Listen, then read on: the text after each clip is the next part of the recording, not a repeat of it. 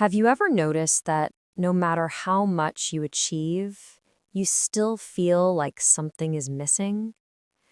You get the job you wanted, but you're not happy. You reach your goal, but you still feel empty inside. Buddha taught something powerful about this over 2,500 years ago. And today, his wisdom is more relevant than ever. Hi, everyone. I'm Sadie, and welcome to Artificial Fluency Podcast. Before we begin this special episode, I want to say something from my heart. I upload new videos to our channel every day for you to learn and grow. Don't forget to support me so I can continue doing this. You can help me see our channel in front of more people by subscribing, becoming a member, liking, and commenting on each of my videos. Please don't forget to do these. Thank you so much for your support. Today's episode is about wisdom, ancient wisdom that can help you live a more peaceful, meaningful life. We're going to explore 20 life lessons from Buddha. These aren't religious lessons, they're universal truths about the human mind, about suffering, about happiness, and about how to live well. This is a B1 to B2 level episode, so I'll use intermediate English. I'll speak clearly and naturally, using real expressions that native speakers use when talking about philosophy and personal growth. The beauty of these lessons is that they're simple to understand, but powerful to apply. You don't need to be Buddhist to benefit from them. You just need to be human. As you listen, don't worry about understanding every single word. Focus on the main ideas. Let the wisdom sink in naturally, just like you're letting English sink in naturally. Buddha taught that the mind is everything. What you think, you become. So today, as we practice English together, we're also practicing how to think about life in a healthier, wiser way. Are you ready? Let's begin with the most fundamental teaching. If you liked this lesson, don't forget to hit the like button, comment, and subscribe to the channel so you can keep improving your English with us. Lesson 1. Your mind is everything. Buddha said, "What you think, you become." This is the foundation of all his teachings. Everything in your life, your emotions, your habits, your decisions, your experiences, all of it starts in your mind. Think about it. Two people can be in the exact same situation and have completely different experiences. Why? Because their minds are different. Let me give you an example. Imagine two students preparing for the same exam.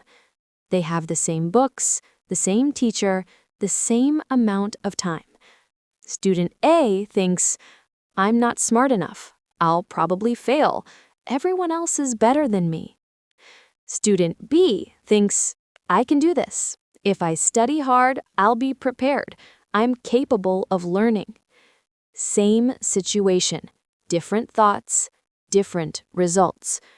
Student A feels anxious, studies poorly, and might actually fail, not because they lack ability, but because their mind created that reality. Student B feels confident, studies effectively, and has a much better chance of success. This is what Buddha meant by what you think, you become. Your mind is not just a part of you. Your mind is creating your reality every single day. Lesson 15. A disciplined mind leads to true happiness. Now here's an important question. If your mind creates your reality, can you control your mind? Buddha taught that yes, you can. And this is the key to happiness. Most people think happiness comes from external things: money, success, relationships, possessions. But Buddha said happiness comes from a disciplined mind. What does disciplined mean here? It means trained, controlled, focused. An undisciplined mind jumps from thought to thought. It worries constantly. It compares itself to others. It dwells on the past and fears the future. This kind of mind is never at peace, even if everything in life is going well. But a disciplined mind stays calm. It chooses its thoughts carefully. It focuses on what matters. How do you discipline your mind? Start small. In the morning, instead of immediately checking your phone and filling your mind with news and social media, sit quietly for a few minutes. Just breathe. Just be. Throughout the day, notice your thoughts. When negative thoughts come, and they will, don't fight them. Just observe them and let them pass, like clouds in the sky. Before you react to something that upsets you, pause. Take 3 seconds. In those 3 seconds, you create space between the trigger and your response. This is mental discipline, and it changes everything. Lesson 17. The greatest victory is over yourself. Buddha taught something that might surprise you. It is better to conquer yourself than to win 1,000 battles. We live in a world that celebrates external victories, winning competitions, getting promotions, becoming famous. But Buddha said the real victory, the victory that actually matters, is internal. What does it mean to conquer yourself? It means conquering your laziness when you want to sleep in, but you get up anyway. It means conquering your anger when someone upsets you, but you choose to respond calmly. It means conquering your fear when you're scared to try something new, but you do it anyway. It means conquering your procrastination when you want to delay something, but you start immediately. These are quiet victories. Nobody sees them. Nobody applauds them. There's no trophy, no recognition. But these victories build something invaluable: self-respect. When you conquer yourself, you prove to yourself that you're in control of your life. You're not a victim of your emotions or your habits. And that feeling, that sense of self-mastery, is more valuable than any external achievement. Lesson 18. Learn to respond, not react. This brings us to one of Buddha's most practical teachings: the difference between reacting and responding. What's the difference? Reacting is emotional, fast, and unfiltered. When something happens, you immediately react based on your emotions. Someone criticizes you, and you react with anger. You say something you regret later. Responding is different. Responding is calm, thoughtful, and wise. You pause, you think, and then you choose how to act. Someone criticizes you, and you respond by asking questions to understand their perspective. Or you calmly explain your position, or you simply choose not to engage. Here's why this matters. When you react, you give your power away. The other person or situation controls you. When you respond, you keep your power. You remain in control of yourself. The practice is simple. Pause. Just 3 seconds. That's all you need to shift from reacting to responding. Those 3 seconds change everything. Lesson 2. Peace comes from within. Now let's talk about peace. Real peace. Most people search for peace in the wrong places. They think, when I get this job, I'll have peace. When I find the right partner, I'll have peace. When I have enough money, I'll have peace. But Buddha taught something radical. Peace comes from within. Do not seek it without. What does this mean? It means peace is not something you find. Peace is something you create inside yourself. The external world will always give you reasons to lose your peace. There will always be problems, challenges, difficulties. If your peace depends on everything being perfect outside, you'll never have peace. But if you learn to create peace inside, through your thoughts, your breath, your focus, then you can be peaceful even when life is chaotic. Let me give you an example. 2 people are stuck in traffic. Same traffic, same situation. Person A is furious. They're honking the horn, yelling, feeling their blood pressure rise. They've given their peace to the traffic. Person B takes a deep breath. They put on music they enjoy, or they use the time to listen to a podcast. They've protected their peace. Same situation, different internal states. This is what Buddha meant. Peace is an inside job. Lesson 3. The root of suffering is attachment. First, let's be clear about what attachment means. Attachment is not love. Attachment is not caring about people. Attachment is fear. Fear of losing something or someone. Attachment is emotional dependence on things staying the same. Here's an example.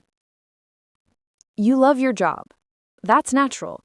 But if you're attached to your job, if your entire identity and happiness depend on having that specific job, then you're setting yourself up for suffering. Why? Because jobs can end. Companies close. People get laid off. Nothing lasts forever. If you're attached, any threat to your job becomes a threat to your entire being.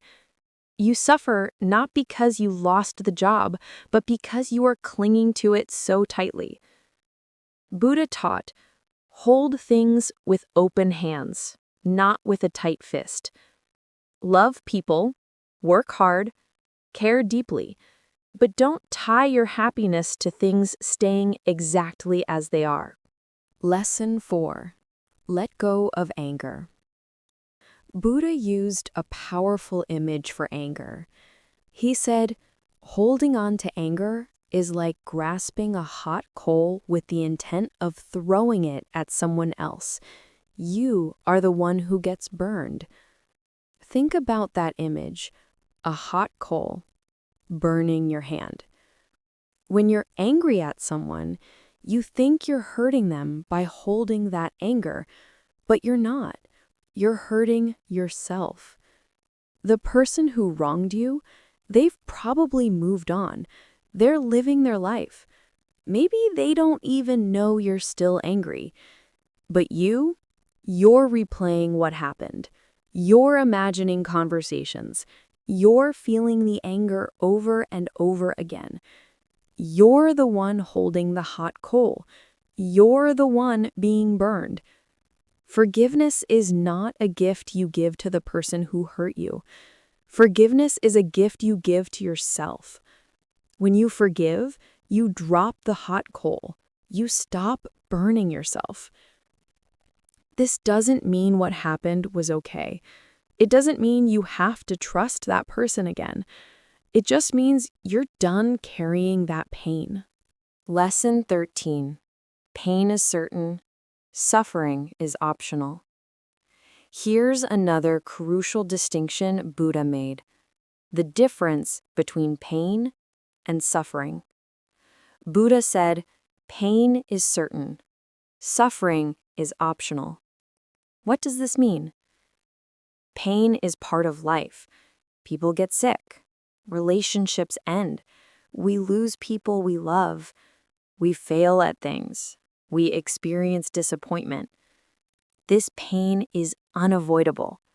It's part of being human. But suffering is different. Suffering is the story we tell ourselves about the pain.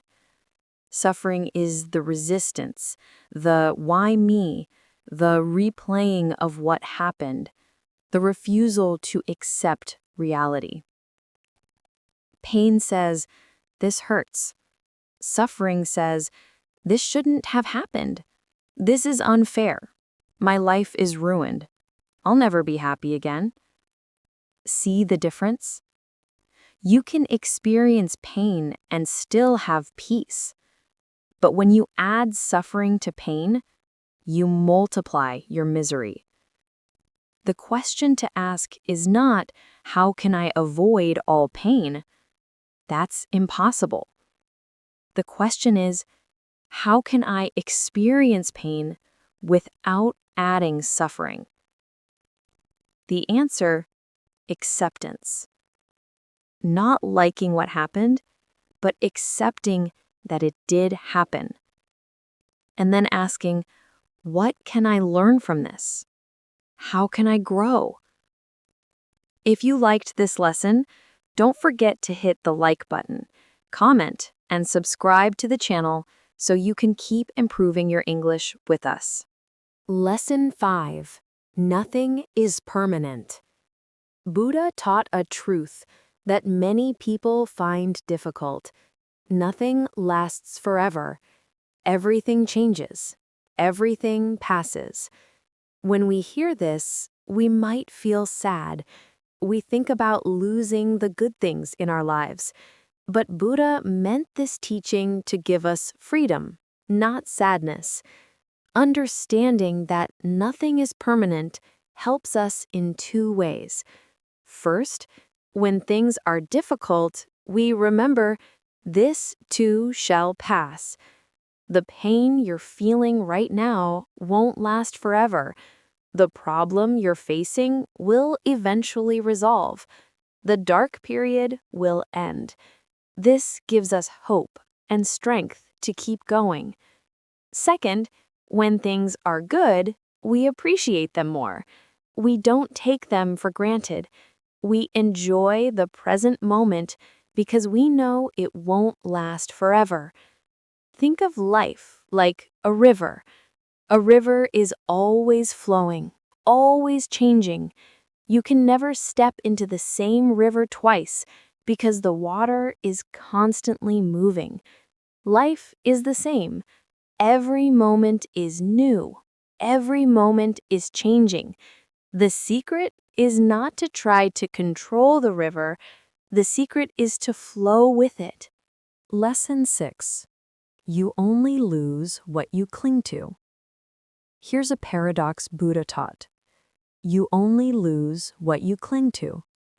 What does this mean? Imagine you're holding sand in your hand. If you hold it gently with an open palm, the sand stays there. But if you make a tight fist and squeeze, trying to hold it as tightly as possible, what happens? The sand slips through your fingers. You lose it. This is how clinging works in life. The tighter you hold on to something, a relationship, a job, a way of life, the more likely you are to lose it. Why? Because clinging comes from fear, and fear changes how we behave. In a relationship, clinging looks like jealousy, control, constant checking. You're so afraid of losing the person that your fear actually pushes them away. In a job, clinging looks like refusing to take risks, refusing to grow, staying in a position you've outgrown because you're afraid of change. The person who holds things lightly, who loves deeply but doesn't cling, is free. they can enjoy what they have without fear of losing it. Lesson 7. Focus on now. Buddha said, "Do not dwell in the past. Do not dream of the future. Focus on now." This is one of the most misunderstood teachings. Some people think Buddha meant we shouldn't plan for the future or learn from the past. That's not it. What Buddha meant is, don't miss your life by living mentally in a time that doesn't exist. The past is just a memory. It's not happening now. The future is just a possibility. It's not happening now. The only time that actually exists, the only time you're truly alive, is now. But most people miss their lives. They're physically here, but mentally, they're somewhere else. They're eating dinner, but thinking about work. They're with their family, but worrying about tomorrow. They're on vacation, but dwelling on something that happened last week. To live is to be present, to actually experience this moment. When you eat, taste your food. When you walk, feel your feet on the ground. When someone speaks to you, really listen. This is what it means to be alive. Lesson 20. True wisdom is knowing when to let go. Buddha taught, "You will not be punished for your anger. You will be punished by your anger." The highest wisdom is knowing when to let go. Let go of old fights that don't matter anymore. Let go of past mistakes you keep replaying in your mind. Let go of relationships that are toxic. Let go of the need to always be right. Let go of grudges you've been carrying for years. Think of it this way. Holding on to all these things is like carrying a bag of heavy stones. You think you're being strong by carrying it, but you're not. You're just making yourself exhausted and miserable. Letting go is not weakness. Letting go is wisdom. When you drop that heavy bag, suddenly you can breathe. You can walk freely. You can move forward. This is liberation. Lesson 12. No one saves you but yourself. Buddha taught something that gives people power. No one saves you but yourself. This is not meant to be harsh. It's meant to be liberating. So many people are waiting for the right person to come into their life, waiting for the perfect opportunity, waiting for motivation, waiting for someone to rescue them. But Buddha said, you are your own rescuer. Nobody else can do your healing for you. Nobody else can change your habits for you. Nobody else can give you confidence or peace or happiness. Other people can support you, guide you, encourage you, but the work, that's yours. This is actually good news. Why? Because it means you have power. You're not helpless. You're not a victim waiting for someone else to save you. You have everything you need to change your life right now. The moment you stop waiting and start taking responsibility, that's when your life begins to change. Lesson 14. Be your own teacher. Buddha also taught, trust your inner wisdom. We live in an age of information overload. There are thousands of books, courses, gurus, experts, all telling you different things. One person says, do this. Another person says, do the opposite. Buddha's advice? Listen to your own inner voice. This doesn't mean ignore all advice. It means don't blindly follow anyone. Test everything against your own experience and intuition. When you read something or hear advice, sit with it. Ask yourself, Does this feel true? Does this resonate with me? Your inner wisdom, that quiet, calm voice inside, knows what's right for you. The more you practice listening to it, the clearer it becomes. Lesson 16. Don't compare your life with others. Buddha said, "He who envies others does not obtain peace of mind." In today's world, with social media, comparison has become a constant temptation. You see someone's vacation photos and think your life is boring. You see someone's career success and think you're behind. You see someone's relationship and think you're alone. But here's what Buddha knew. Comparison is a thief. It steals your joy, your peace, and your clarity. Why? Because you're comparing your entire life, including all the messy, difficult parts you experience internally, to someone else's highlight reel. You're comparing your behind the scenes to their public performance. It's not a fair comparison, and it serves no purpose except to make you feel bad. Buddha's wisdom? Stay on your own path. Run your own race. Define success for yourself, not based on what others are doing. When you see someone doing well, be genuinely happy for them, and then return your focus to your own journey. Lesson 19. Live with purpose, not habit. Buddha taught, your purpose in life is to find your purpose and give your whole heart and soul to it. Most people aren't really living, they're existing. They're on autopilot, going through routines without thinking. Wake up, check phone, drink coffee, go to work, come home, watch TV, sleep. Repeat. But Buddha asks, are you living with purpose, or are you living out of habit? Purpose doesn't have to mean some grand mission to change the world. Purpose can be simple. To be a good parent, to create things with your hands, to help people in your community, to learn and grow. The key is consciousness, awareness, asking yourself, why am I doing this? Is this meaningful to me? A life of purpose, even if modest, is freer and more fulfilling than a life of success without meaning. Lesson 8. Health is the greatest gift. Contentment is the greatest wealth.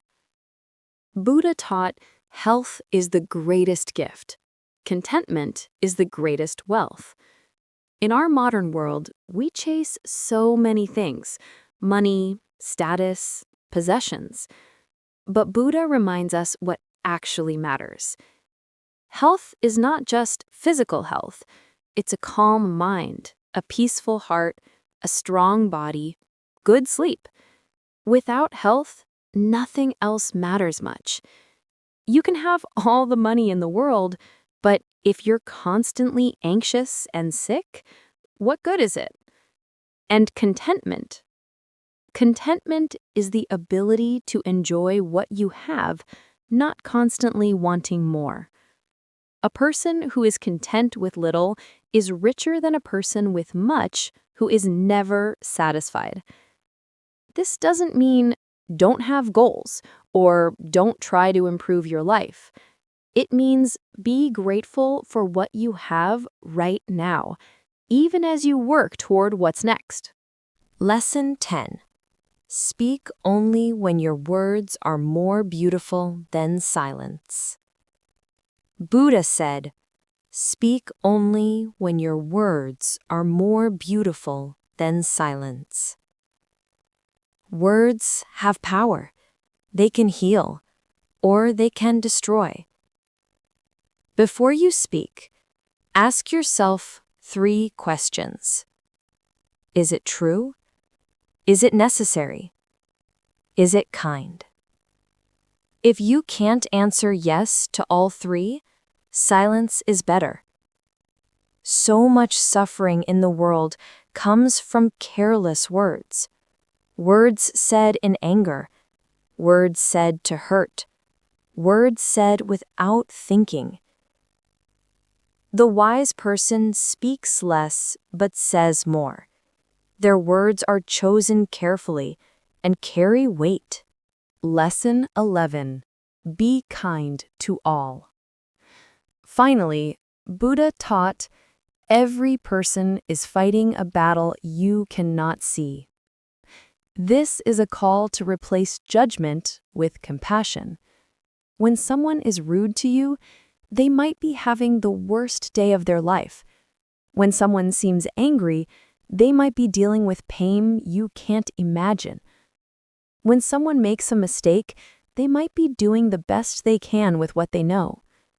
This doesn't excuse bad behavior, but it helps you respond with understanding instead of anger. Buddha taught that kindness is not weakness. Kindness is strength. In a world where you can be anything, choose to be kind. We've explored 20 lessons from Buddha today, 20 pieces of ancient wisdom that are still relevant, still powerful, still true. Your mind is everything. Peace comes from within. Let go of attachment. Nothing is permanent. No one saves you but yourself. Live with purpose. Be kind. These aren't just philosophical ideas. These are practical tools for living better. You don't have to master all 20 lessons today. Start with one, just one. Maybe it's learning to respond instead of react. Maybe it's practicing being present. Maybe it's letting go of something you've been carrying too long. Choose one lesson that resonates with you. Practice it this week. Notice what changes. Buddhist teachings are about transformation, not someday, not when everything is perfect, now. Thank you for spending these 30 minutes with me, practicing English and learning wisdom at the same time. I hope these lessons bring you peace, clarity, and strength. Keep learning, keep growing, keep practicing. This is Sadie, and I'll see you in the next episode. Until then, remember, what you think, you become. So think wisely. Take care. Have you ever wondered how people really talk during a crisis? Not the way it's shown in movies, but how neighbors actually communicate when everything familiar suddenly disappears. Today, I'm going to share a true story, a story about one of the worst natural disasters in recent American history and the extraordinary way a community responded. This is advanced English. This is real English. And this is the kind of listening practice that prepares you for authentic conversations about serious topics. Hi, everyone. I'm Sadie, and welcome to Artificial Fluency Podcast. Before we begin, I want to say something from my heart. I upload new videos to our channel every day for you to learn and grow. Don't forget to support me so I can continue doing this.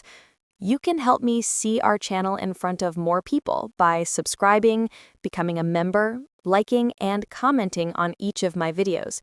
Please don't forget to do these. Thank you for your support. Today's episode is different from our usual content.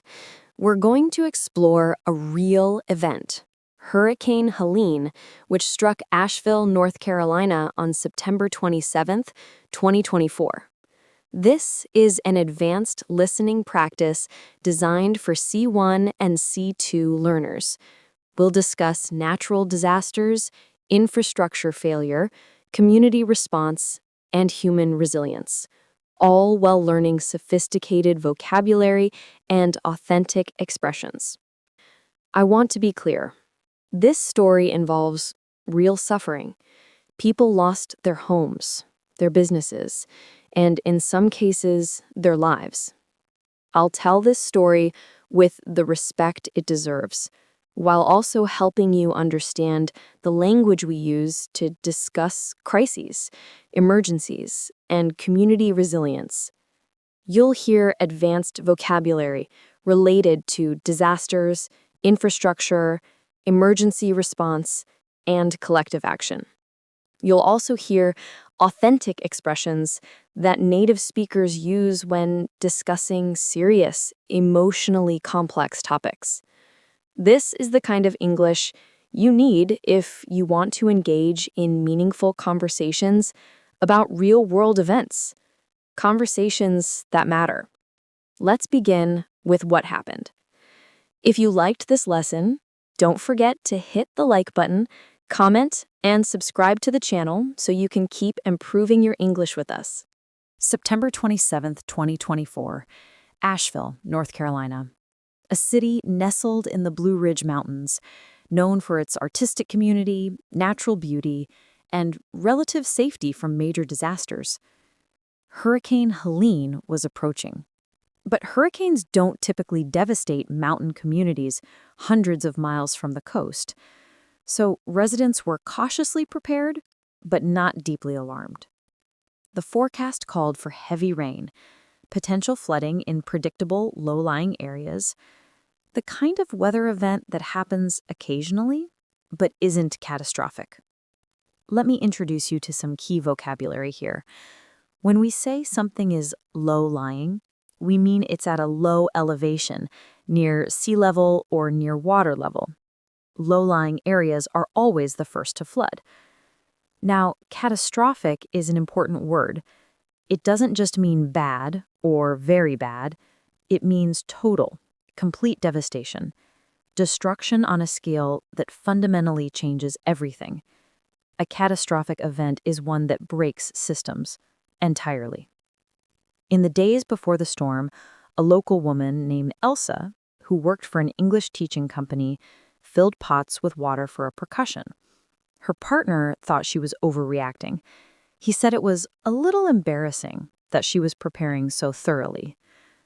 This phrase, a little embarrassing, is very natural. It's how we soften criticism or express mild disapproval. It's not harsh. It's gentle skepticism.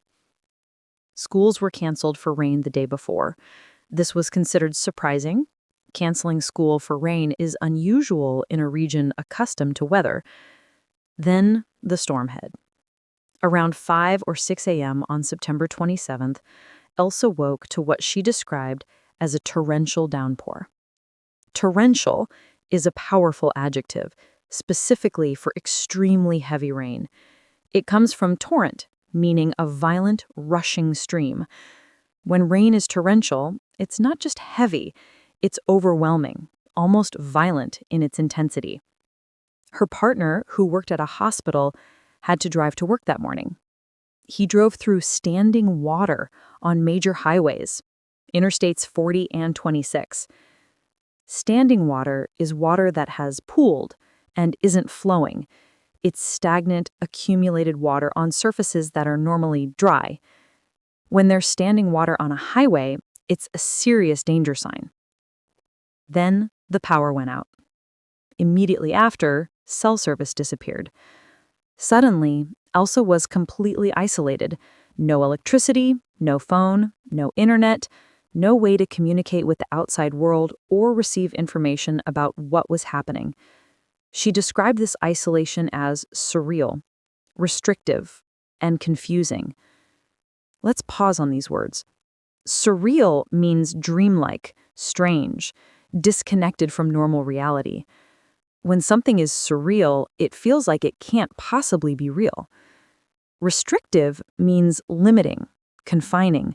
Without communication, she felt trapped, unable to reach beyond her immediate surroundings. She said something profound about this experience. She wondered whether being isolated from information was protective or harmful. Was it better not to know how bad things were? Or worse, not to know if you were in the eye of the storm? The eye of the storm is both a literal and metaphorical phrase. Literally, it's the calm center of a hurricane. Metaphorically, it means being at the center of a crisis. When you're in the eye of the storm, you're experiencing the worst of a chaotic situation. What Elsa didn't know yet was that the small town of Swannanoa, just east of Asheville, was being completely destroyed. The river running through Swannanoa rose 20 to 25 feet. Houses were submerged past their roofs. People died. Bodies were seen floating in the river. This is where language becomes difficult. How do we talk about such horror with respect? We say things like, there were fatalities, lives were lost, people perished. These are formal, somewhat clinical ways to discuss death. They create emotional distance, which can be necessary when discussing tragedy. We don't say these phrases coldly. We say them quietly, respectfully, acknowledging the weight of what we're saying. The infrastructure of the region collapsed entirely. Not partially, entirely. Infrastructure refers to the basic physical systems of a society. Roads, bridges, power lines, water systems, communication networks. When infrastructure collapses, modern life becomes impossible. Power was out for over 2 weeks. Water service was unavailable for 3 weeks. Roads were impassable, blocked by landslides, fallen trees, downed power lines, and standing water. A landslide is when earth and rock suddenly slide down a slope. In one case, an entire house slid into a road. A major bridge to the local nature center was completely destroyed. Not damaged, destroyed. It was cut in half, a phrase that conveys total structural failure.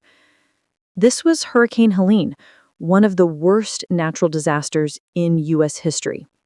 And the community was about to show what humans are capable of when everything falls apart. For several days after the hurricane, Elsa remained in her neighborhood. Her area had been spared direct flooding, but it was cut off from the rest of the world by fallen trees and destroyed roads. She had no official information. Everything she learned came from hearsay, rumors, and unverified information passed neighbor to neighbor. Hearsay is a legal and colloquial term meaning information you heard from someone else, not information you witnessed directly. It's secondhand, unverified. In normal times, hearsay is unreliable. In a crisis with no communication, it's the only information available. She heard through hearsay about people stranded, emergency rescues, and deaths on adjacent streets. Then a rumor spread that the local water treatment dam had failed and was about to flood her neighborhood. With no way to verify this information, no internet, no news, no official channels, people had to decide, do we believe this rumor? Do we evacuate based on unverified information? This is the kind of decision-making that happens in real crises. You act on incomplete information because waiting for certainty might be fatal. Elsa and her partner decided to evacuate. They joined what must have been a panicked exodus from the area. Exodus is a powerful word. It means a mass departure, a large group of people leaving a place simultaneously. The word carries biblical weight. It refers to the escape of the Israelites from Egypt. When we use exodus in modern contexts, we're evoking that sense of urgent collective flight. But evacuation presented its own challenges. Gas stations had no power, which meant fuel shortages. Shortage is a crucial word for crisis situations. It means insufficient supply. When there's a shortage, demand exceeds availability. Food shortages, water shortages, fuel shortages. These are the language markers of catastrophe. Elsa and her partner made their way to a hospital, then stayed with family in the town of Hendersonville for about a week. When they returned home, they lived for 2 weeks without power and 3 weeks without running water. Think about that. 3 weeks without turning on a faucet and getting clean water. 3 weeks of washing hands with water from bottles? 3 weeks of not being able to shower in your own home? They relied on camping skills, techniques typically used for outdoor recreation, now essential for survival in their own house. But here's where the story shifts. Because while the infrastructure had collapsed, something else was being built, a network of mutual aid and collective resilience. Mutual aid is a specific term in disaster response. It means people helping each other directly, without waiting for institutions or government. It's grassroots, neighbor-to-neighbor, community-organized support. With communications down, people came out of their houses to check on each other and share information face-to-face. Neighborhood chainsaw crews formed spontaneously. These weren't organized by any authority. They were just people with chainsaws who started cutting up fallen trees and clearing roads. Spontaneously is key here. It means happening naturally, without planning or external organization. The community didn't wait for someone to tell them what to do. They saw what needed to be done and did it. People with dump trucks and heavy machinery mobilized to help. Mobilized is a term originally from military contexts, meaning to organize and deploy resources for action. When a community mobilizes, people move from passive to active, from waiting to doing. Neighbors shared food from thawing freezers. Without power, frozen food was spoiling, so people cooked communal meals using camping grills. One household used their above-ground pool as a water source, not for drinking, but for flushing toilets for elderly neighbors who couldn't access water otherwise. Think about the ingenuity required here, the resourcefulness. Resourcefulness means the ability to find creative solutions with limited resources. It's a highly valued trait in American culture, especially in crisis situations. People used four-wheelers and off-roading vehicles to check on residents in remote areas that were now completely inaccessible by car. This was the beginning of the community response, uncoordinated, chaotic, but driven by a fundamental human impulse. We take care of each other. If you liked this lesson, don't forget to hit the like button, comment, and subscribe to the channel so you can keep improving your English with us. As days passed, the spontaneous neighbor-to-neighbor aid evolved into something more organized. Local businesses transformed their operations to serve the community. Blunt Pretzels, a local business, began cooking and serving 3 free meals a day. They committed to continuing the service for a full year. Not a few days, not a few weeks, but a year. An organization called Bounty and Soul, which normally ran food markets, redirected all its resources to the hardest-hit areas, Swannanoa and Black Mountain.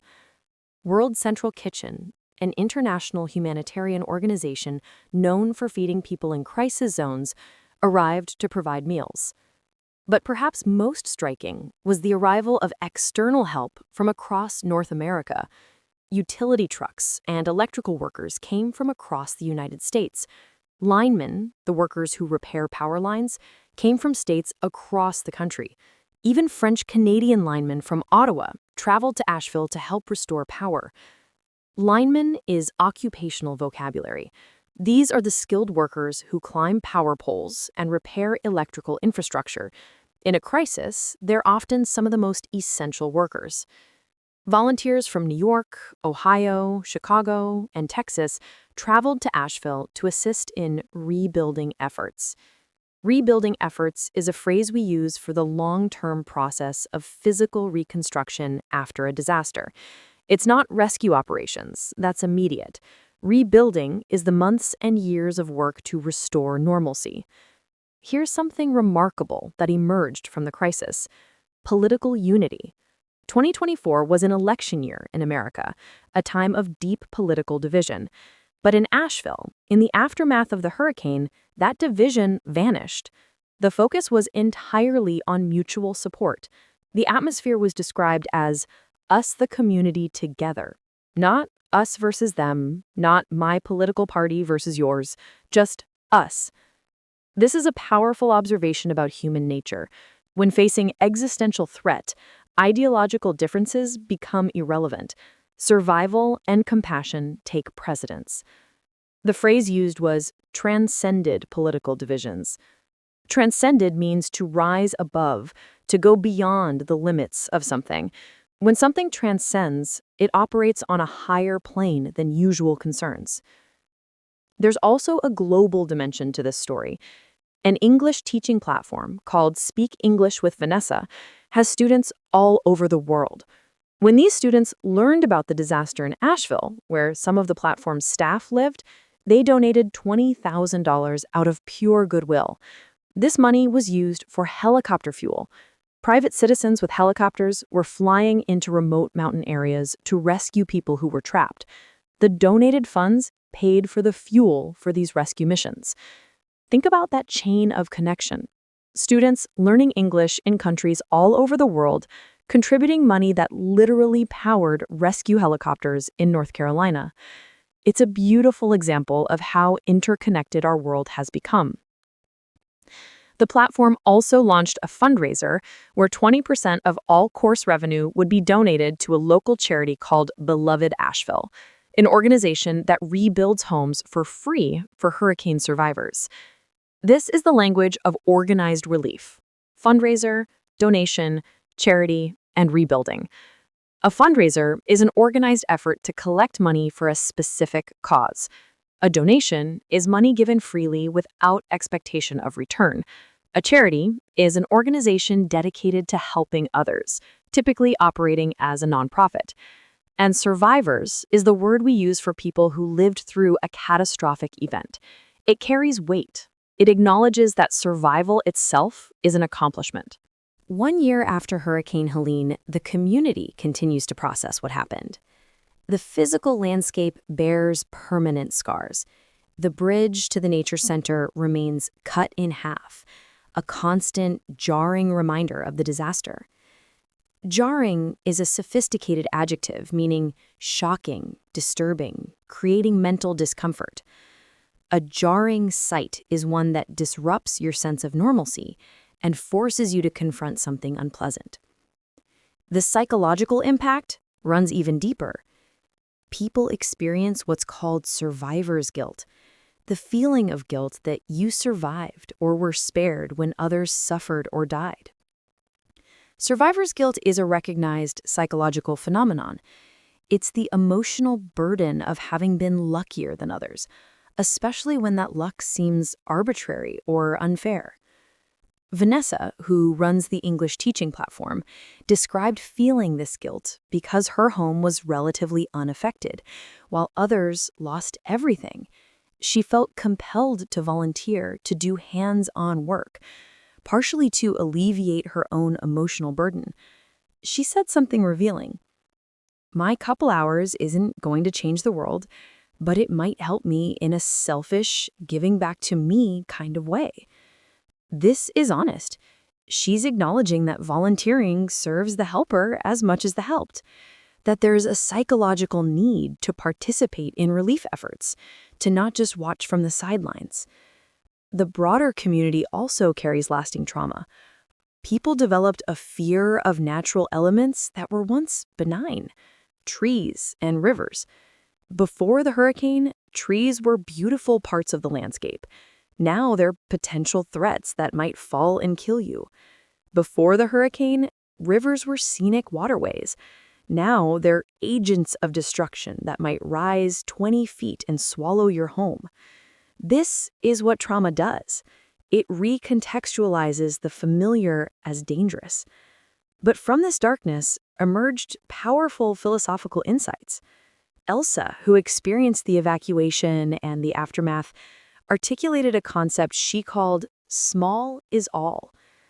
Small is all means that small individual actions, when multiplied across many people, become transformative collective action. One person with a chainsaw clearing one tree doesn't change much. 100 people with chainsaws clearing 100 trees opens roads and reconnects communities. One neighbor sharing water from their pool doesn't solve the water crisis, but dozens of neighbors sharing resources keeps everyone alive. She described the experience as having an electric feeling of banding together. Electric here is metaphorical. It means energized, thrilling, charged with intensity. Banding together means uniting for a common purpose. It evokes the image of individual bands linking together to form a chain. She said they were transmuting the crisis and leveraging their grief. These are sophisticated, almost poetic phrases. Transmuting means transforming something into something else, specifically transforming something base into something valuable. The word has alchemical roots, evoking the medieval attempt to turn lead into gold. Here, it means turning disaster into community strength. Leveraging means using something as a tool to achieve greater impact. When you leverage grief, you're channeling that powerful emotion into productive action rather than letting it paralyze you. Finally, there's a quote from Pancho Vermeo, co-director of Beloved Asheville, the rebuilding organization. He said, "I'm not worried about who is not here. I'm worried about who is here. And this is the people in the community and the power of all these people. We believe that we are the people that we were waiting for. We are the people that we were waiting for." This is profound. It means stop waiting for someone else to save you. Stop waiting for the government, for experts, for heroes. You are the solution. The community itself is the answer. It's a philosophy of self-reliance, but not individualistic self-reliance. It's collective self-reliance, the community taking responsibility for itself. This mindset shift from passive waiting to active participation is perhaps the most important legacy of the disaster. We've spent 30 minutes together exploring this story, a story of devastation, resilience, and human connection. You've heard advanced vocabulary for discussing natural disasters, catastrophic, torrential, infrastructure, landslides, evacuations, shortages. You've learned sophisticated language for describing community response, mutual aid, spontaneous organization, mobilization, transcending divisions, fundraisers, survivors. And you've encountered profound philosophical language, transmuting crisis, leveraging grief, survivor's guilt, collective self-reliance. But beyond vocabulary, I hope this story illustrated something important about language learning itself. Real English is the language we use to discuss things that matter. Textbook English teaches you grammar. Real English teaches you how to talk about life, including the hard parts. When you can listen to a 30-minute account of a natural disaster, understand the nuances, appreciate the metaphors, and follow the complex narrative arc, that's advanced proficiency. That's C1 and C2 level English. And if you're here listening to this, engaging with this content, you're building that proficiency right now. The community of Asheville showed us that small actions compound into transformation. Your English learning is the same. Every episode you listen to, every new phrase you absorb, every complex sentence you understand, it's all compounding. You are becoming the English speaker you've been working toward. Thank you for spending this time with me today. Thank you for engaging with difficult, meaningful content. Keep listening, keep learning, keep growing. This is Sadie, and I'll see you in the next episode. Until then, remember, we are the people we've been waiting for. In language learning, as in life, you are your own solution.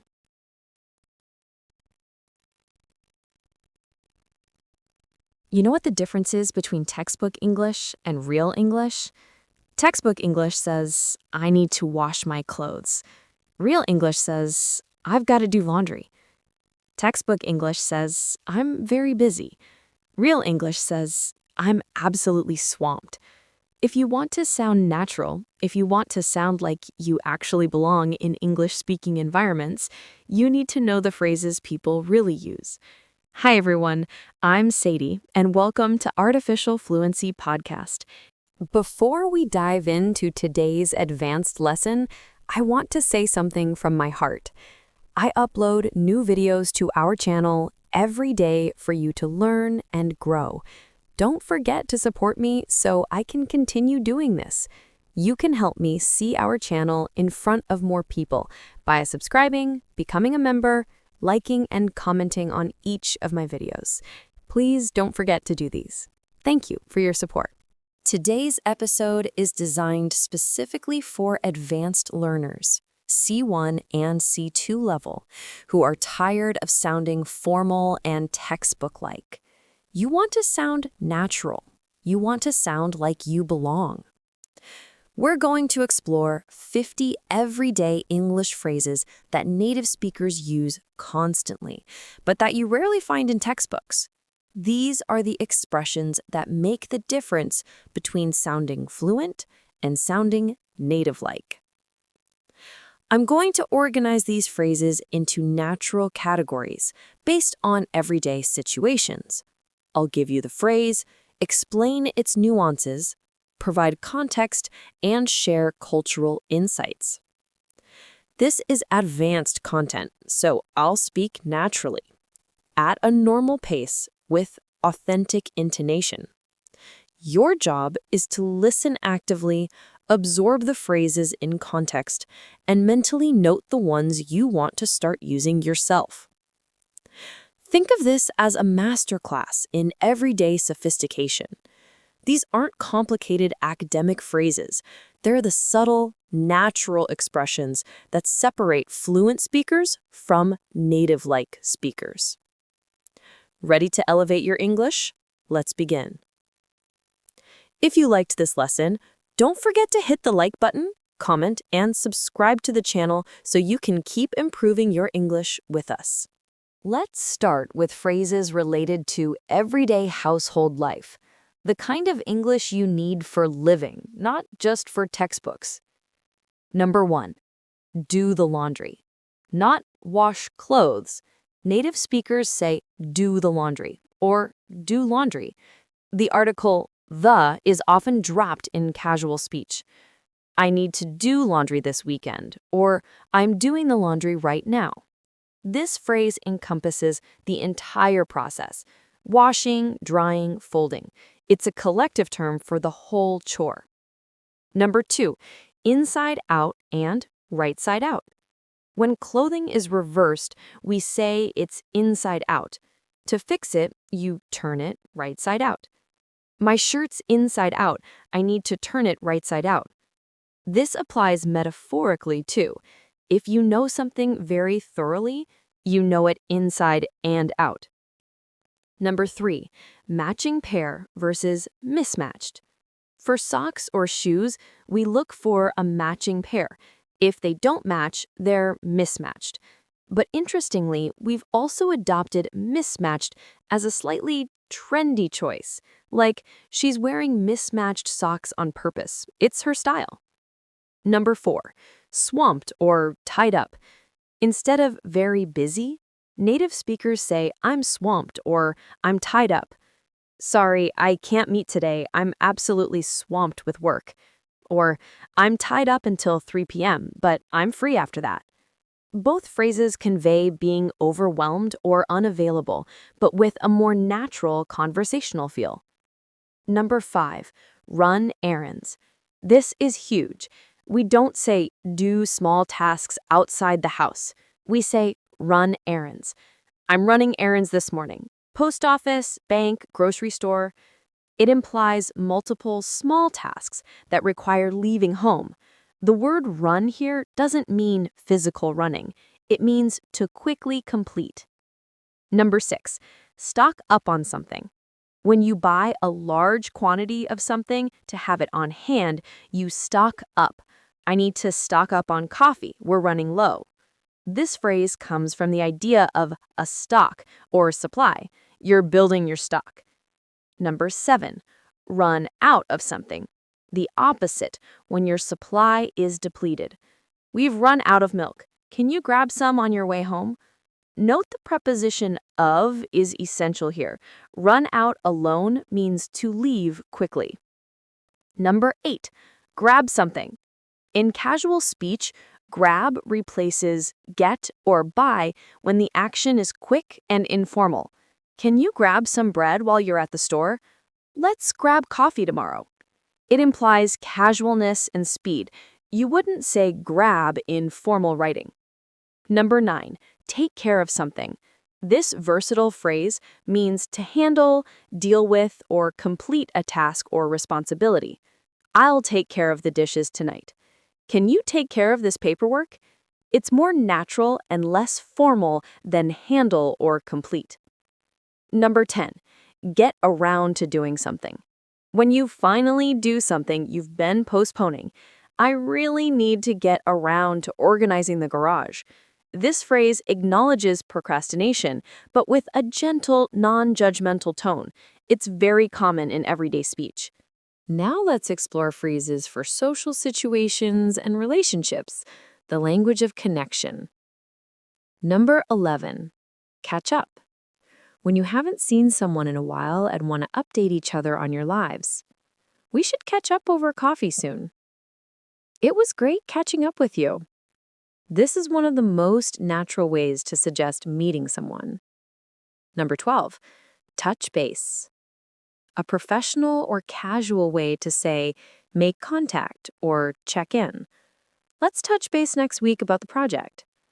It comes from baseball, touching each base as you progress.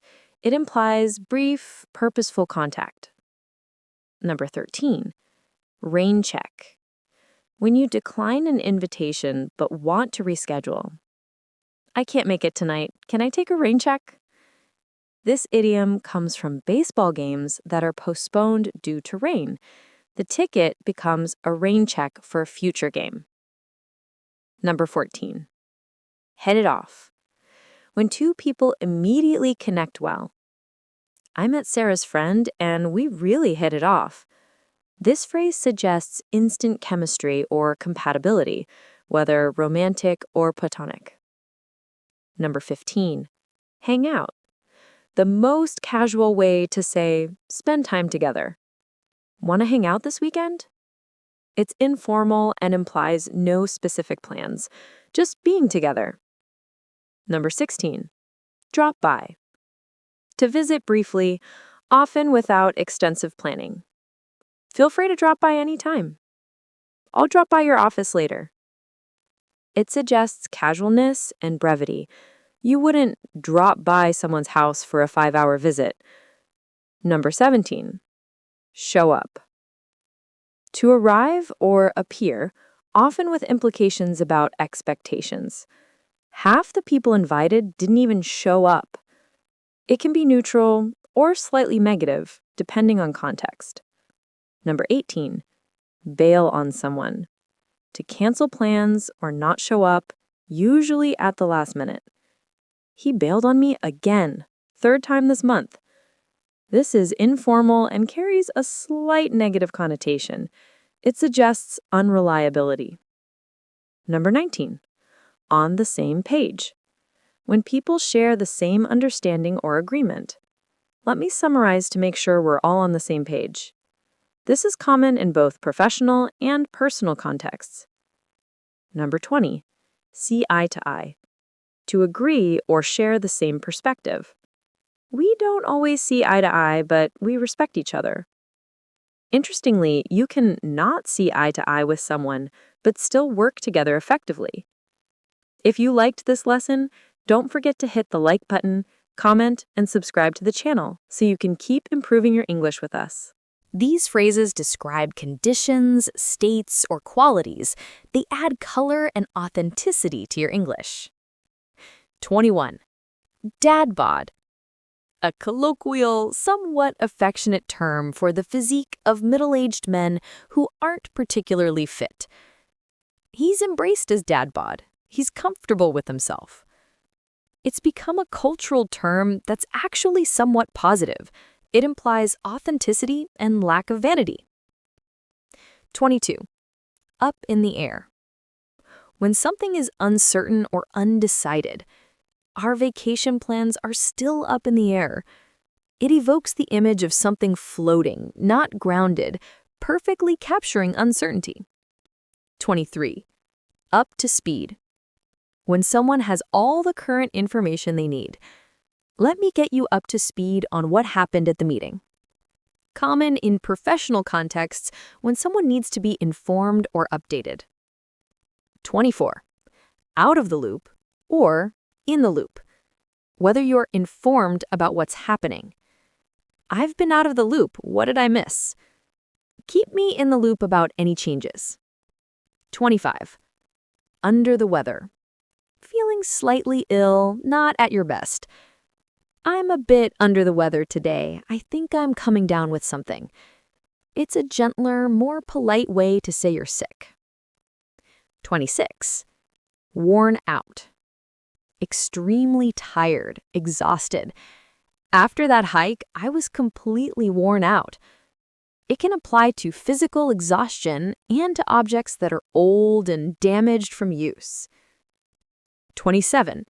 Fed up with something.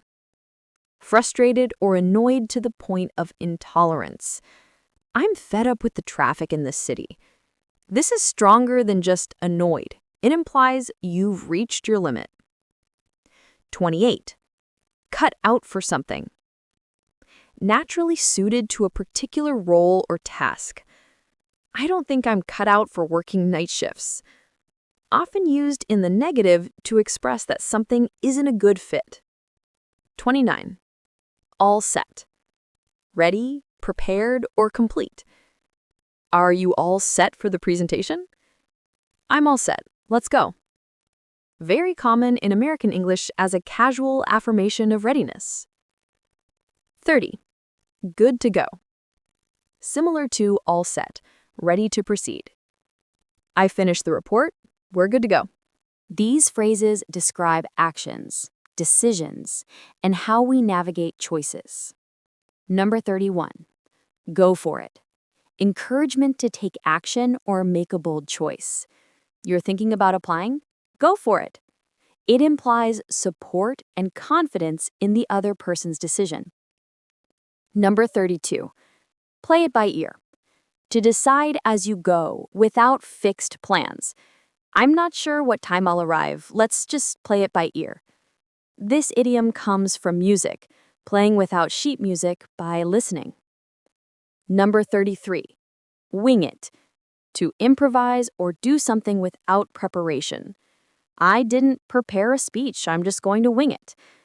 Slightly more informal than play it by ear, and specifically implies lack of preparation. Number 34. Call it a day.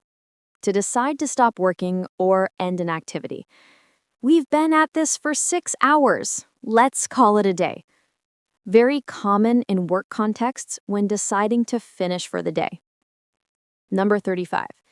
Sleep on it. To delay making a decision until you've had time to think. This is a big decision. I'm going to sleep on it. Literally and figuratively, it suggests that rest and time provide clarity. Number 36. Bite the bullet. To force yourself to do something unpleasant but necessary. I need to bite the bullet and have that difficult conversation with my boss. The origin is literal. Soldiers would bite bullets during surgery before anesthesia. Number 37. Face the music.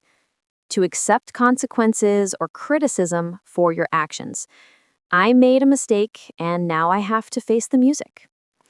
Similar to bite the bullet, but specifically about accepting accountability. Number 38. Take a rain check. We covered this earlier in social contexts, but it's worth emphasizing. This is how you politely postpone.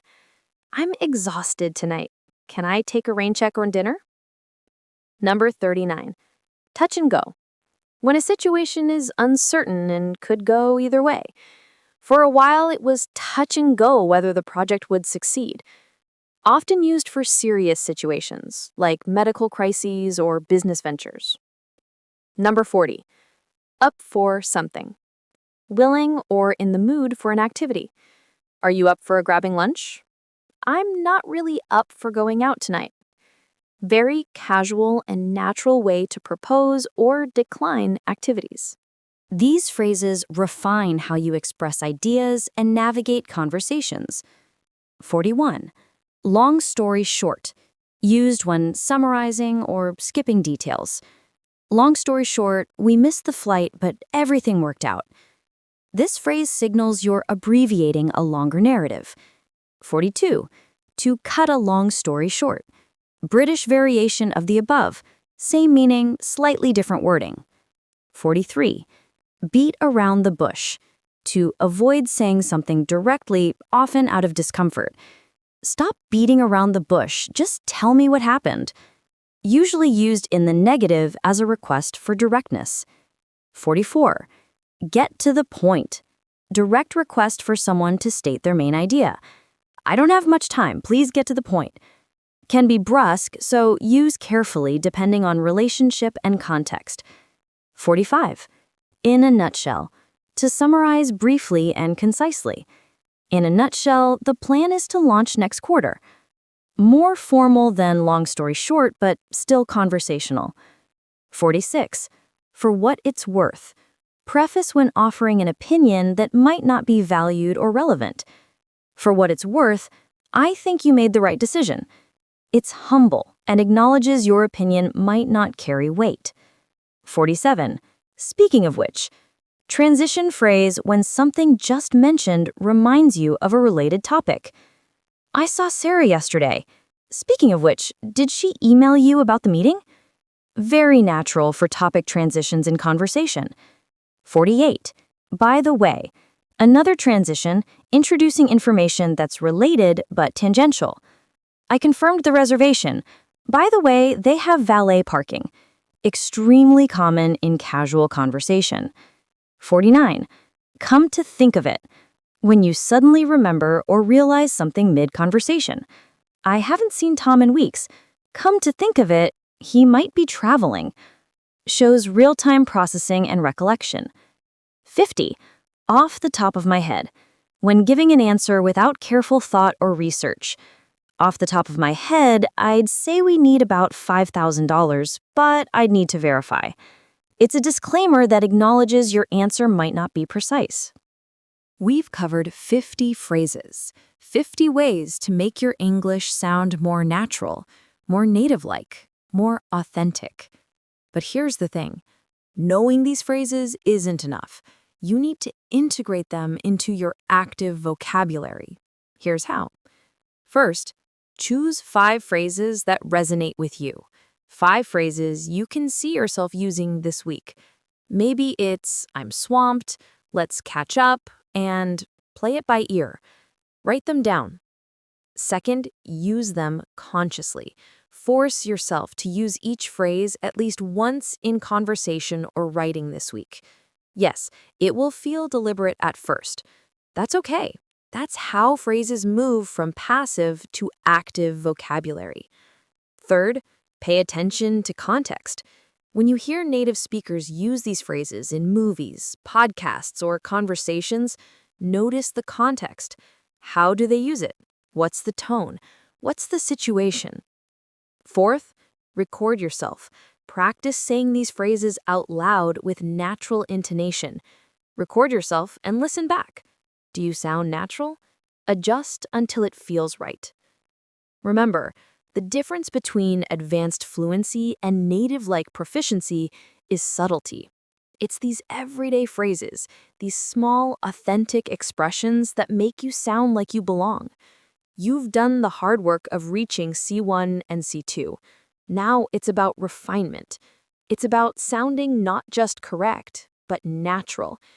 And that happens one phrase at a time, one conversation at a time, one authentic expression at a time. Thank you for spending this time with me today. I hope these 50 phrases give you new tools for sounding more natural in your everyday English. Keep practicing, keep listening to how native speakers actually talk, and keep refining your craft. You're not just learning English anymore, you're mastering it. This is Sadie, and I'll see you in the next episode. Until then, go forth and sound natural.